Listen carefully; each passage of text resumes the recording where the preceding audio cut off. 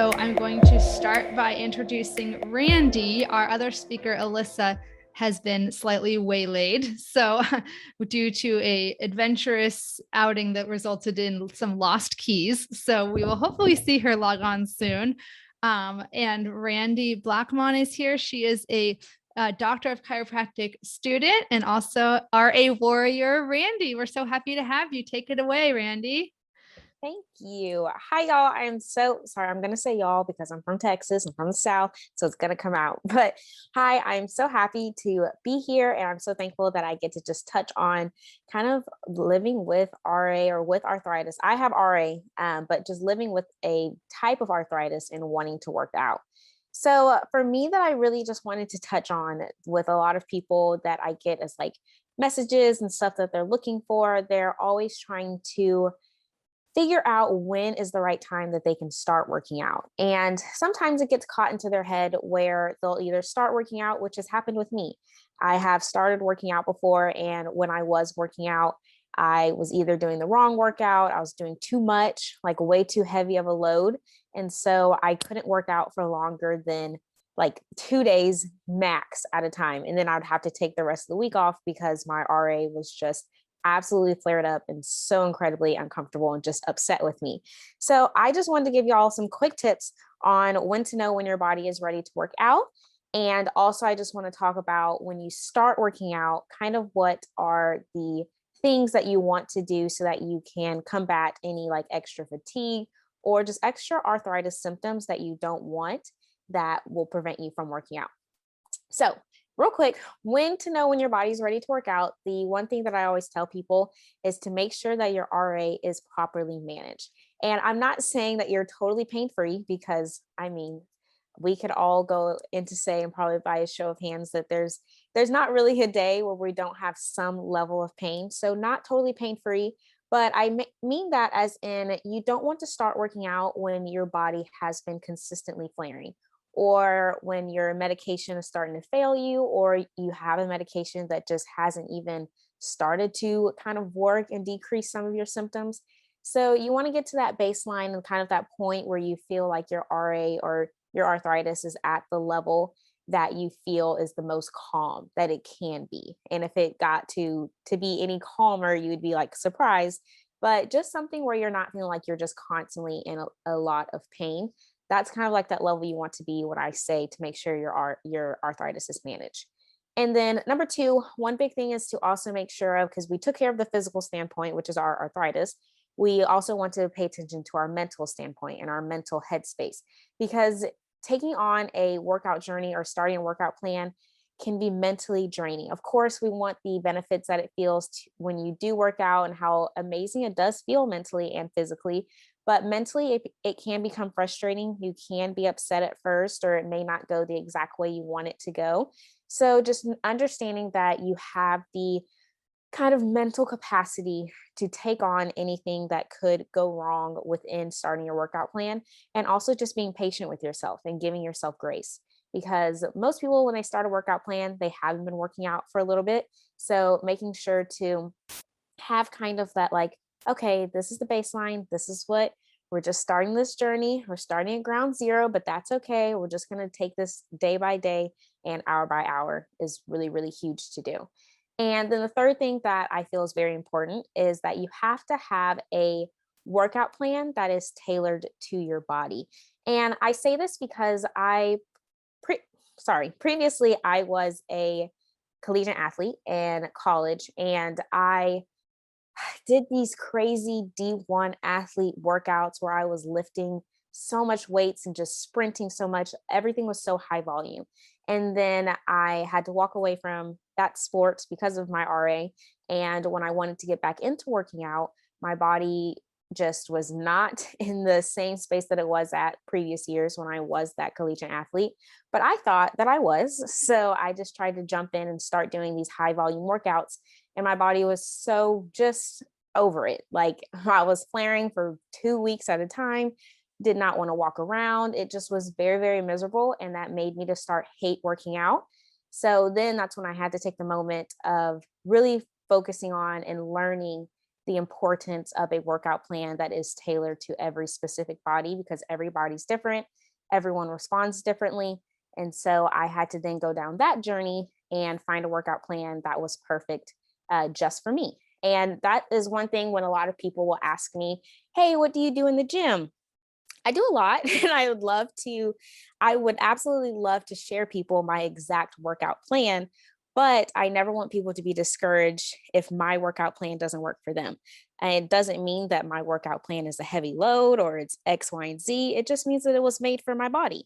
So I try to not give people my exact workout plan, but I try to just talk with them and speak with them on, what do you look for? What do you want in your workout plan? Then we can put something like that together. And then those are the big things of when to know when your body is ready to start working out.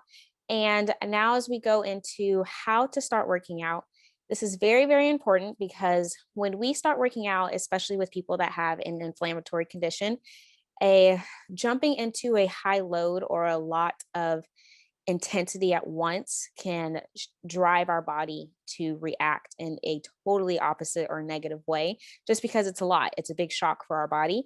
So I always tell people that we want to start out very, very slow and progress slowly every 4 weeks. And y'all, I know this is like, oh no, I don't want to take it slow. I just want to be there. I want to get there as soon as possible, because I was like that. I was frustrated that I used to be able to lift X, Y, and Z. And now I was telling myself that I need to basically just do body weight workouts or not lift anything. So that was very tough on me. But you do have to start out very, very slow and progress every 4 weeks. So if I'm giving examples of these, like for cardio, we may start out with, we're just going to swim first, because swimming is easy on the joints. And we will swim for, let's say, 10 minutes a day for 3 times out of the week. And we'll continue that for 4 weeks. And then after that 4 weeks is then when we'll progress either to swimming for a longer amount of time, or we can switch over to like biking, because now biking requires a little bit more resistance, a little bit more umph onto the joints as swimming wouldn't. But then we're biking, okay, we're only going to do 5 minutes for 3 days for the first 4 weeks. And at the end of those 4 weeks, then we reassess again. And that's how we start to build up. And we build slowly in that manner, because we want to build muscle without overloading our joints. Because as we're building muscle, that takes stress off of our joints. But if we try to build muscle too aggressively, then our joints get all of that stress that we're putting onto our body, and that's what can lead us into some flares. And we can also do that with resistance training. So for example, when I started resistance training, I started out with those exercise bands, and I got the like least amount of resistance in a band as possible. So let's say it's just a red color band. I started out with the red band for 4 weeks. And then I would go up to, say, the next color was an orange band. I would go up then to the orange band for the next 4 weeks. And I would do that. And I did that even when I started free weights. I would use dumbbells. At first, it was like 5 pounds. Then I'd go up to 10 pounds. So the examples can go on, but it's just to say that when you start working out, you have to start slowly, you have to progress slowly, and you just have to trust the process. And I like to break it down with every 4 weeks, because that is a full cycle that you would expect to have when you are trying to build muscle or build up cardio, any type of cardiovascular or strength training regimen. 4 weeks is a sweet number. And so that is the kind of standpoint that I like to give people before progressing. So those are my big 2 things that I wanted to talk about, just to know when your body is ready and how to start working out. And that is what I have for y'all, Cheryl. I don't know if Alyssa was able to make it, but I guess we'll see. Yeah, thank you so much. No, this is great. She's not here quite yet. Do you mind if I ask you a couple follow-up questions, Randy? Yeah, sure. Awesome. Do you have, one of the questions is, do you have a favorite form of exercise? Ooh, my favorite form, I would say I probably lean more towards resistance training. And I enjoy cardio, but I feel like with resistance training, you can do so much with it, where you can also get cardio with resistance training. That's not just because I personally, I will say it, I hate running. I hate jogging. It's not as fun for me. But if I can incorporate my cardio with resistance training, then that's the route I'll go. Oh, awesome. And I see that Alyssa is here now. too. So Perfect. I'm going to promote her to be a panelist really quick. And we're going to have another question and answer session at the end. So Perfect. stay tuned. Yeah. So please continue to put any questions you might have for Randy as well as Alyssa in the chat. But Alyssa, you made it. Yay. Oh, let me tell you, it's been a whirlwind of the past like 2 hours. I made it. Oh, we're so happy to have you. So Alyssa Yes. is a doctor of physical therapy, and she's from Keep the Adventure Alive. And I know Lauren already put all of your links and bio in the comments. So I'll just let you take it away. Awesome. I am so glad to be here, and I think that this is an awesome experience for a lot of people, giving some information that's not always spread out amongst all the arthritis and all of that type of education. And so one of my main missions kind of as a physical therapist is one to kind of bring hope to the whole situation of movement and arthritis and dealing with chronic joint pain and all of those things, and to bring some hope that things are possible. So that's kind of where the Keep the Adventure Alive came from. So I am all for adventuring with arthritis and finding different ways to do so. And on the topic of exercise, kind of exercise selection, what's the best type of exercise? I get these questions all the time. I primarily deal with people that have knee and hip pain, but really this one principle kind of deals with all of the joints. So no matter where you have pain, this principle does apply. And I've been, seeing lots of different people with lots of different degrees of osteoarthritis, rheumatoid arthritis, and then some even together. And one of the biggest mistakes that I see time and time again, especially when people have joint pain, is not including enough variety in your training. Now, this is, this is not usually your fault, because a lot of times when you have arthritis, you're kind of put into this mindset of there's only a couple of things you can do. You're not really sure maybe what's safe and what's not going to further damage your joints or send you into this flare up or whatever it is. But you're kind of in this mindset that maybe I should just walk. That's kind of a safe kind of thing to do. And these are not saying that any of these exercises are bad, but we'll get into this in a second. Or just kind of doing like safe, low impact type things, and body weight, like Randy was talking about. And there absolutely is a 100% time and place for those things, the lower impact type things. But from the people that I've spoken to, it seems like they're kind of thrown into this bucket of you have to do low impact, for the rest of your life. And that is not the case. And it can get kind of muddled in all the literature and all the, online articles that we see. But one of the biggest things is, especially when you're dealing with larger joints like the hip and the knee, but it's also even applies to like hands and wrists, is we have to use our joints in a different way other than what we're doing in our daily lives. So if you think about it, in your daily life, you spend a lot of time just walking forwards, moving forwards, walking to the kitchen. You may occasionally go up and down the stairs, but for the most part, you're just kind of moving in this forward direction, walking out to the mailbox. And then if you say do walking for your primary form of exercise, which is a very common exercise when it comes to arthritis, well, we're still getting that forward motion. And so this is even like if you have back pain, hip pain, knee pain, ankle pain, we have to add variety especially into our exercise, but it can also be thrown in like into small movement snacks throughout the day. Now, which exercises are going to help with this variety? Well, first we want to think about what is variety. So basically we want to move in a direction outside of forwards because we're already spending a lot of time moving forwards. And so one of the two main directions that I typically focus on is lateral, so sideways, and then backwards.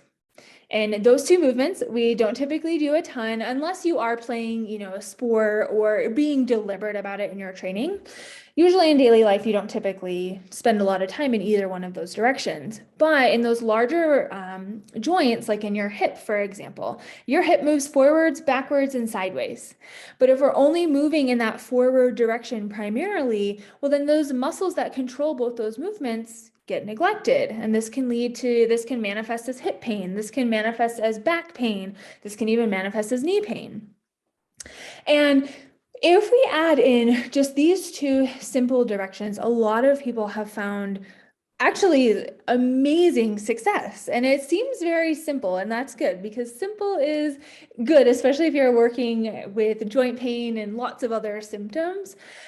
But what I typically have people do is first just walking sideways. So you're literally just like sidestepping down a hallway. You can even stand at the kitchen sink and just walk sideways, step one side and then the other. One of the funny things that a lot of people are getting into now is walking backwards. And it seems kind of silly. And a lot of people are like, oh, I'm getting all these looks and, my kids think I'm crazy.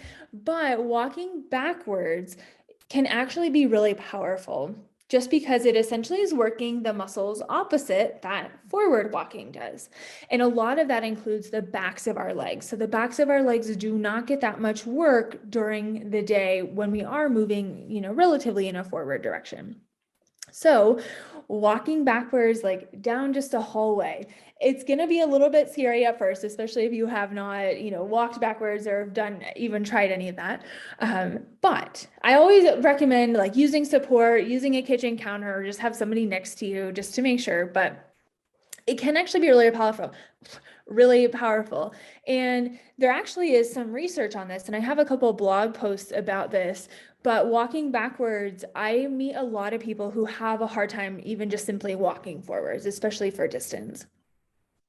But they're shocked that even just walking backwards can bring some pain relief. And once you start to build that pain relief, like, hey, I can actually move in this way and I don't have pain, then we start to snowball that with finding other movements that you can confidently do. And that's when we truly unlock the success with activity and things like that. And as Randy mentioned, absolutely like progressing slowly, gradually, all of those things. But honestly, one of the biggest things that I find people are missing is variety. So if you look at kind of what you typically do for exercise, are you moving sideways and are you moving backwards? These are kind of the two main things. Now, if you think about like lunges backwards, there are a lot of things that you can do that do already incorporate these directions. And so you may already be doing some of these, but even just throughout the day, like I said, standing at the kitchen counter and just stepping sideways or stepping backwards. I have people that message me like, I'm in the line at Walgreens waiting on a prescription and I'm stepping sideways and someone asked what I was doing.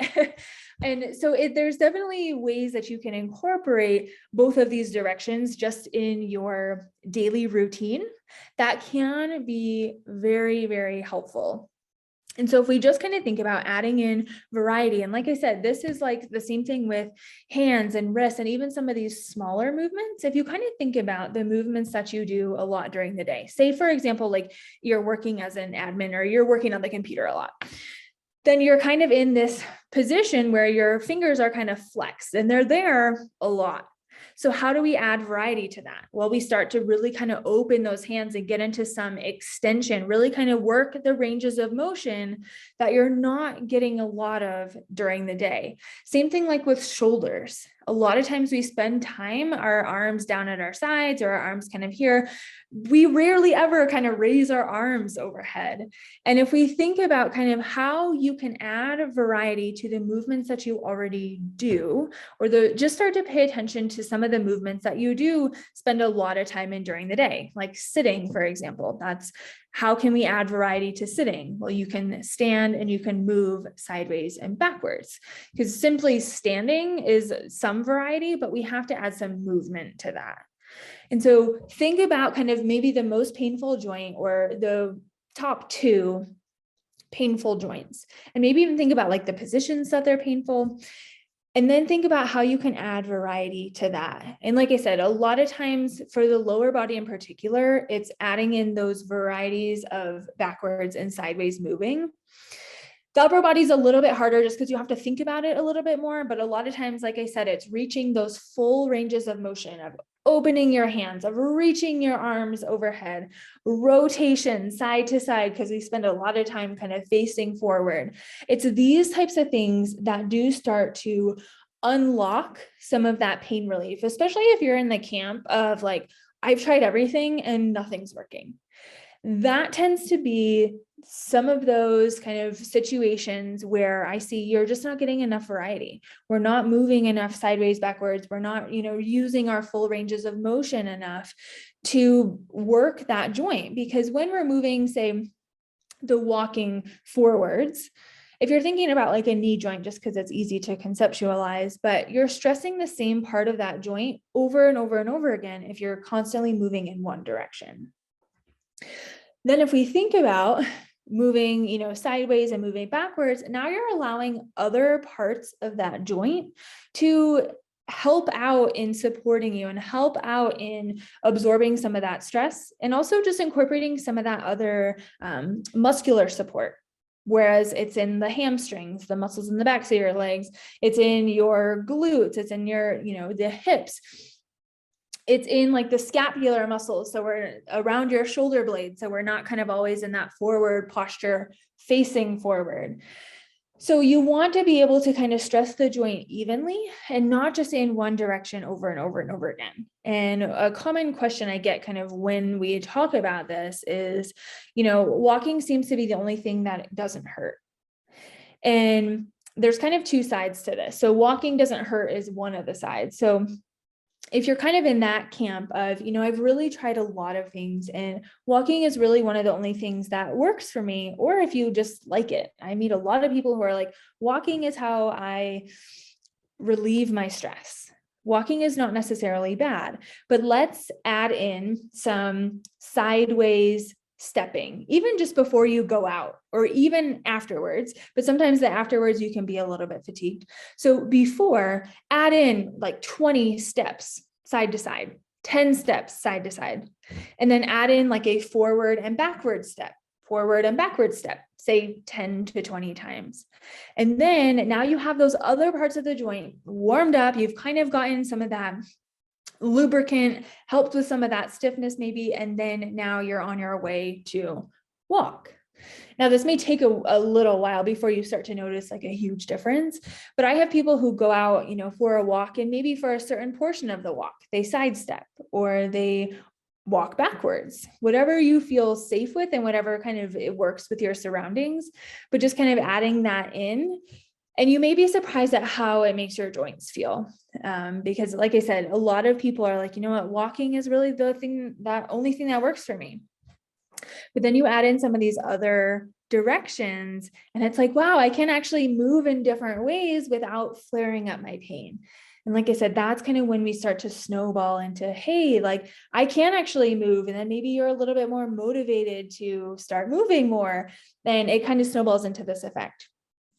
So if you love walking, that is totally fine. There are lots of ways we can add variety, but we want to make sure that we are, and that walking just in a forward direction is not necessarily enough to potentially make a difference to your joint pain. Even if you do, feel a little bit better afterwards, just with the movement in general, you can maximize some of those benefits by just adding in some of that different ranges, those different directions of walking.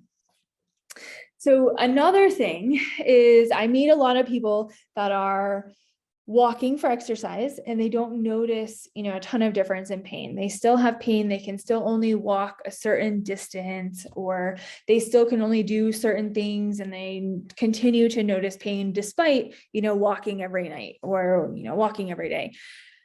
And this is when variety again comes into play. So working those different muscles can help to build up muscular support. And so if you're walking or, doing kind of a similar exercise, like say biking kind of falls into the same category where you're just kind of doing one motion over and over and over again, but you're not necessarily seeing like long lasting pain relief, or you're not really seeing much result. That could be that we're just not incorporating enough of that variety, and those muscles that do work sideways and backwards and all these different directions tend to get neglected. And so if you really just kind of think about, are you moving sideways and are you moving backwards if you're primarily focusing on the lower body? And then, like I said, the upper body, this can also apply to. It's just a little bit harder to kind of think about and conceptualize. But it's just kind of reaching those full ranges of motion, like say rowing, for example. If you're doing upper body rowing, that's a great exercise. But again, you're moving in one direction. You're pulling that rower back, and then that's a repetitive movement. Great exercise. I highly recommend it, especially if you have never tried it. Rowing can be wonderful for the joints, but make sure you're pairing it with something before or after. And like I said, usually when you're starting out, I would err on the side of doing things before, because after you may be more fatigued. But adding in, maybe a press overhead of some degree, or maybe an extension where you're really kind of extending your arms, reaching those kind of fuller ranges of motion, and then kind of moving into that repetitive motion. And so that's kind of the whole category. So I want you to ask yourself kind of 3 questions to kind of wrap up. 1, are you doing kind of one primary form of exercise, whether that's walking, biking, rowing? Usually it's more of a cardio aspect. Even some swimming can be, wonderful. Like I said, all of these can be great, but think about, okay, are you doing one form of exercise? 2, are you adding variety to the exercise? Are you moving sideways? Are you moving backwards? Are you moving through those full ranges of arm movements? And then number 3 is just making sure that it's frequent enough, because, if you add in like sidestepping at the kitchen sink, maybe once a day, that may not be enough to start to really kind of work the joint a little bit, maybe start to even build up some muscular strength. So we have to kind of add in some of that frequency. And that's, another question I get is, how long should I do this? Or how many should I do? You want to do it to the point where you feel fatigued. And depending on your fitness level, that can be just body weight, stepping side to side or stepping backwards. This is just the easiest kind of conceptually. But then say, hey, this feels, pretty easy. Well, you can do more repetitions. You can do it for time. So say you set a timer for a minute and see how long or how many steps that you can get. You can add resistance bands, like Randy was just mentioning, those small circle resistance bands. I use those all the time, especially if you're kind of in that beginner realm. And then there are tons of ways you can add dumbbells and weights and things, kettlebells to these movements. But obviously, and like Randy kind of hammered home too, you want to make sure that you're kind of gradually moving up, just because if you move up too quickly, you may be dealing with a flare up. You may be dealing with some of these negative consequences that we really don't want with exercise, because sometimes exercise is hard enough to do and we don't want kind of this negative reinforcement. So the better you can feel, the better your motivation will be to exercise. And so you want to make sure you feel good and not worse, because this is a no pain, no gain situation.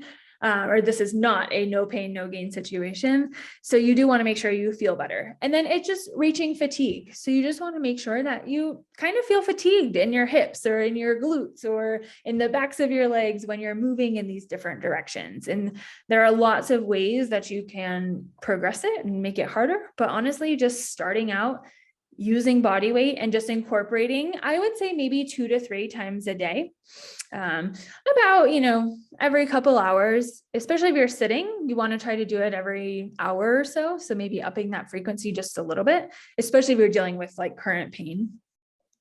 But it's definitely adding variety and then making sure that we have enough frequency that it's going to make a difference. But honestly, you may be surprised at how good you feel when you do it. All right, so we are going to wrap that up. That was beautiful. Thank you so much. So many questions in the comment, in the questions section. And Randy, if you are available to, share. Perfect. You're both here now. Someone asked, I think this might be more for both of you, but any tips for finding a medical professional to help develop a personalized exercise plan for us being, I think, rheumatic disease patients? I'm only aware of personal trainers at gyms who do this. Private PTs usually do acute injury rehab. So I think there might be a little bit of lack of knowledge there, but you let us know, Alyssa. So, hi. So, and that's the hard part is a lot of times, like say like physical therapists, yeah, they deal with current injuries, especially like, just kind of a traditional, you Google search like physical therapist near me, and you'll probably find kind of that insurance-based model. And that's kind of what I'm trying to break through, because there's a lot of people who, deal with like, oh, well, I'm not necessarily currently having pain, or I don't necessarily have an injury, but you have a chronic condition that you deal with kind of these intermittent like joint flare-ups and things. And I have people trying just, random exercise classes and things and end up hurting themselves. So I absolutely offer programming. And it's honestly, I mean, just finding someone and even just doing research. I've seen like a few arthritis specialists, like an arthritis exercise specialist or something along those lines. So those are maybe some things that you could throw into Google and just see if maybe you can find one near you, depending on kind of what comes up. But that might be something I would throw into the search box. I know there are a lot of people kind of delving into the arthritis side of things, just because, it's diagnosed younger and people want to get up and get moving. You don't have to just kind of sit in your chair and just sit in your house and just do, all of these like lower level exercises. You can get out and you can do things. It's just kind of getting the right path there. So I offer some things, and then I would just kind of look for maybe an arthritis exercise specialist or arthritis fitness or something like that. And you might find a group class or something too. Yeah. And I know that at the American College of Rheumatology conference back in the fall, they did say, that current evidence recommends that people be with rheumatoid arthritis, in particular in rheumatic diseases. I'm guessing this would apply to osteoarthritis too, but they recommend that you get seen for even just an evaluation by a physical therapist at least once a year, because an evaluation doesn't mean that you're going to be having to see them for like, many, many weeks or months, but it can just be measuring your strength, measuring range of motion. So sorry, this is me just going off, but no. And I mean, that's a good point, just because a lot of times pain comes from asymmetry. So say you have one side that's weaker than the other, or, you're imbalanced somewhere. Once we can kind of hone in those, that's when you can really kind of figure out what to prioritize and like where to go. So a lot of times I meet with people like once or twice and just kind of create a plan moving forward. But yes, absolutely. You can also kind of seek that out, and a physical therapist should be able to help kind of give you a direction to go into, not necessarily like see them 2 times a week for a month sort of thing. Yeah, great. Thank you. Randy, this one's a little more for you, but both of you can chime in. Does exercise help your fatigue? Earlier we heard from Eileen, who talked about exercise helping her fatigue. So I wonder if it helps yours. Yes, exercise definitely helps my fatigue a lot. And also on top of exercise, just drinking a bunch of water. I have found with exercise, you just kind of have to have that. I think the hardest part of it is just to get up and get moving. But once you get up and you start moving, and once you're done moving, yeah, you're wired for the rest of the day. So it's definitely helped my fatigue a lot. Yeah. And I know just personally, a lot of clients have, had great success with, oh, now I have all this energy to, actually do things during the day. But again, it is kind of the hardest part is getting moving. And then after that, it's like, oh, wow, I feel so much better. So, yeah, definitely. I found it personally as a patient easiest to start slow, and build up slowly. Oh, sure. Yeah. So you don't burn out. Oh my gosh, so many good questions.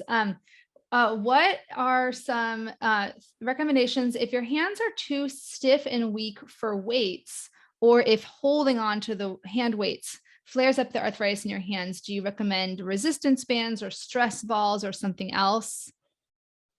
I would say I recommend resistance bands first, but even before I would go to grab onto or hold resistance bands, there are so many different hand exercises that you can do to get your hands moving and just to get them open, and also like work and fire those intrinsic muscles that we don't think to actually use and like fire them. So even just focusing on your hands before you then go to resistance bands is a good step, so that once you start holding on to them, they're not overbearing and your hands aren't flaring. And I 100% agree. They make those resistance bands that have the handles in them. Also, if you look into like a suspension strap, where you kind of put it into a door, like the TRX suspension straps, those I've noticed can be very, very helpful. And it's more of like a gross kind of grip where it's just a little bit of a bigger grip versus kind of really having to pinch down on weights and things like that. So that could be something to explore too, like a suspension bands or suspension straps. There's lots of cool things you can do with those too. But I totally agree on the hand part. There are lots of things you can do to kind of address that first, but you always want to feel better, not worse. And there are lots of ways to modify that. Great. This is a little more of an advanced question, I would consider. Any deadlift grip recommendations between overhand versus underhand? They said they usually do one hand overhand and one hand underhand, and then the next time swap. So swapping is good. It's a little bit easier. So it's going to be harder on grip if you're double overhand. That's just a personal recommendation. As long as you're switching, I don't personally have any problems with the one hand over, one hand under, but make sure that you're switching, because I know a lot of people who kind of go back to just doing like the same one over and over and over again, that same grip. And so you do want to make sure that you're switching, but there's nothing wrong with that. If you try the double overhand, you may not be able to do as much weight, but it is a little bit harder on the grip. So maybe even a little bit more towards the grip strengthening. Usually you can do it's just a counterbalance, like if you have one over and one under. So I would challenge you to kind of try to go dabble into the double overhand and see how it feels. If it's pain that's limiting that grip, then you can, go back to the double or the one over, one under, but just kind of dabble in that and see, because it will be a little bit harder. But there's nothing wrong as long as you're switching from my point of view.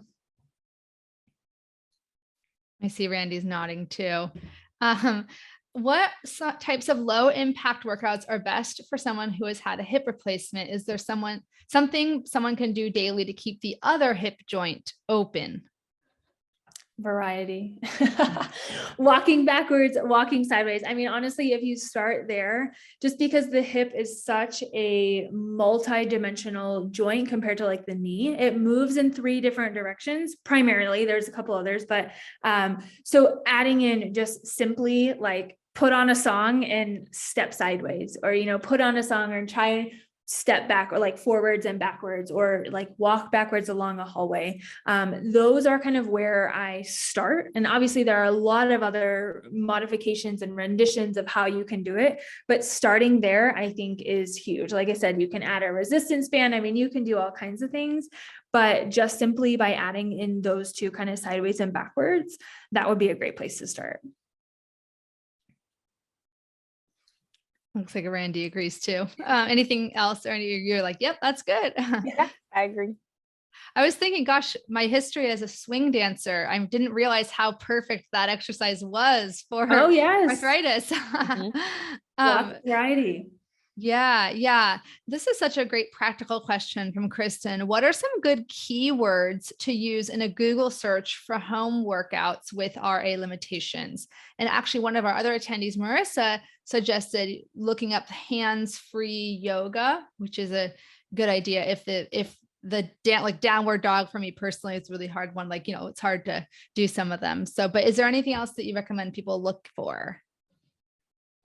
I would say it depends on like where you're having pain. If you're having pain, because there are a lot of things, like I know low impact is a good one to search for, like low impact workout or something like that. If, standing is a difficulty, then seated workouts are I always like to put like arthritis friendly workout. So you could try that too. I would also search for balance workouts, because a lot of times they're kind of missed in a lot of like fitness programs, and especially like a little bit younger programs. But you can find all sorts of fun like balance challenges and things. I have a couple like kettlebell balance exercise or workouts. So you could try like balance workouts too and see what you can find there. But I would say like low impact, arthritis friendly is kind of a good place to start. I don't know, Randy, do you have any other words? I think those are all Those are all really good. I would say one thing would just to whenever like Googling or searching for different exercises to always take them very, very lightly and don't take them as like concrete of something that's like, yes, I have to do this and I have to do it to a T. And this is the only thing that's for me. Because there's so many variations and so many things out there. And then also just like resources that you can lean to and talk to and stuff, and just to pick and choose and not just go with just one thing because it might not work for you. And that's totally okay. Nothing wrong with your body. It's just everyone's different. Oh, totally. And I have a lot of people who just like watch them first, like, or they'll watch, kind of skim through it just to make sure that they're not going to be doing anything crazy. Yeah. But yes, absolutely. And also like looking into like their, maybe the credentials, or just looking into a little bit more about the person themselves that's like leading the video or whatever. A lot of people have like bios and stuff, or you can find them on websites and things. So just kind of delving into that a little bit too. But I personally like the arthritis friendly route, because I've seen a lot of like cool stuff. But yeah, low impact, anything that feels, good to you. Dancing can also be fun, like dance type workouts, some lower impact ones. Yeah. Awesome. Back to a little bit more of the specifics of moving in different directions. Let's say someone really loves using the stationary bike, which actually I happen to be one of those people too. But would it be helpful to, someone else asked, Bridget, is it helpful to pedal backwards on the stationary bike? Just like walking backwards? If it feels good to you, because sometimes some bikes might not don't go backwards very well, but that could be one way. I also get this a lot, like walking on the treadmill. They're like, should I try walking backwards? I'm like, maybe like if it's off. But yeah, so you can absolutely try it and see how it feels. Like if your joints don't love it, because it is kind of throwing you into a little bit more, potentially more knee bend, depending on the sizing and things. So just make sure that it feels good. I would still make an effort to get some of that sideways movement. So like I said, even just before or after, but pedaling backwards, it can be one way. I do like to kind of encourage a little bit more of this variety in like a standing variation, just because it's lower impact when you're on a bike and technically non-weight bearing, but we live our lives in a weight bearing position, or most of us do. So I would like to see some carryover into that, but it's a place that you can start and just to kind of see how it feels. But I would kind of encourage you to try, depending on, your fitness level, if you can stand, all these sorts of things, your pain levels. But I would encourage you to potentially move into standing, but pedaling backwards can be one way to do it. Awesome. Thank you. Yeah. Randy, do you have anything to add to that, or? No, totally agree. I was gonna say, because I know you're a fan of the elliptical, right? And you can go backwards on the elliptical. Actually, is that right? Okay. Yeah. So Yes. That's good. Yes. I remember, I haven't gone to an actual gym in a long time, but I was just thinking as Alyssa was talking, could you go sideways on the stair stepper? You could. So a lateral step up is actually a common thing that I like to use if people have knee pain. Some people even go up and down the stairs sideways because one, it feels a little bit better, and two, just to kind of get it works your hips in a little bit of a different way. But yes, you may fatigue a little bit quicker just because those muscles aren't used to working like at that high, endurance type if you're on a stair stepper. But yeah, you can like do a couple, like a minute or so forwards, and then maybe switch depending on coordination is also one thing on some of these machines that just kind of keep going. But yeah, absolutely. You can also just do that on your stairs as well. I love that. That's great. This is one for Alyssa. Physical therapists normally see you just for one body part. How do you get someone to assess you for an overall fitness plan? So find someone that's not in traditional healthcare. Because it's really hard just because that's insurance dictated. Insurance only allows you to technically like bill for one joint.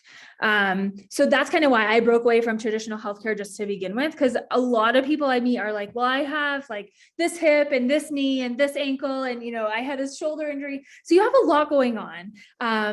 But it's also one of those things, like if you have one joint that maybe flares up more than others, or that bothers you the most, you could start there, and then they can kind of put in like, a little caveat here or there for other joints. But like for me, I don't work with insurance. And so I can see you for 6 different things. And there are a lot of people out there that do, but unfortunately they're kind of more in that private pay route. So it's just hard because that's an insurance dictated thing. And so anytime you're going to be using your insurance, that's probably what you're going to find. So kind of exploring like concierge, if you're able to, that would be one way to kind of do that. So yeah, it's kind of a hard part. Or if you found like a personal trainer that's, credentialed in helping people with arthritis, and you just want to make sure you do your research on that, that they, don't bill insurance and they're not under those stipulations. But for the most part, if you're going to be using your insurance, it probably is going to be that, because insurance doesn't typically cover like a wellness sort of thing. But that's typically what I see people for, is just kind of an overall kind of healthy, creating a workout plan moving forward. But yeah, so we're kind of, those physical therapists are kind of tied by that stipulation. Yeah. Yeah. Thank you. I know it's unfortunate. Well, we're so grateful for you two, Randy and Alyssa, for sharing all your knowledge, and you're welcome to stay longer and answer some questions that had come up in the Q&A if you have time. I know you're both very busy, so if not, everyone please, feel free to check out Alyssa and Randy's links that Lauren, our wonderful volunteer, shared in the chat.